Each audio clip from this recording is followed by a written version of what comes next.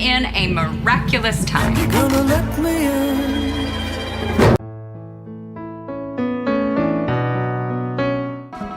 Hola, di episode Potongan Sinema kali ini, saya akan membahas serial berjudul Midnight Madness. Serial 7 episode yang tayang di Netflix ini merupakan karya sutradara Mike Flanagan yang sebelumnya telah sukses dengan serial The Haunting of Hill House dan The Haunting of Bly Manor. Serial Midnight Madness menceritakan tentang datangnya seorang pastor muda bernama Paul. Ia datang menggantikan pastor lama yang pergi karena sakit parah di gereja Saint Patrick di sebuah tempat terisolasi bernama Crockett Island. Crockett Island atau Crockett Pot berisi beberapa penduduk desa yang populasinya tak mencapai 100 orang. Paul menghidupkan kembali kehidupan di pulau itu, menjadikan gereja sebagai tempat yang kembali ramai dan semarak kayak dulu lagi. Namun, hal aneh mulai muncul saat sang pastor mulai memberikan keajaiban kepada penduduk desa. Keajaiban dengan adanya pastor di desa tersebut yang terus menunjukkan keajaiban-keajaiban, hal aneh mulai menghantui penduduk sekitar. Suatu hari, puluhan kucing mati terdampar di pantai. Kemudian, seorang warga bersumpah, dia melihat pastor tua yang telah pergi berjalan-jalan di tengah badai yang mematikan. Yang lebih aneh lagi, penduduk yang menua mulai mendapatkan kembali masa muda mereka. Seorang gadis muda berdiri dari kursi rodanya dan berjalan untuk menerima komuni dari sang pastor di dalam gereja.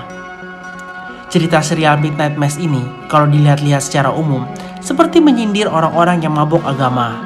Itu terjadi karena pastor Paul menunjukkan keajaiban di gereja. Orang-orang yang sebelumnya hanya datang ke gereja saat peringatan penting, jadi mulai rajin datang setiap minggu.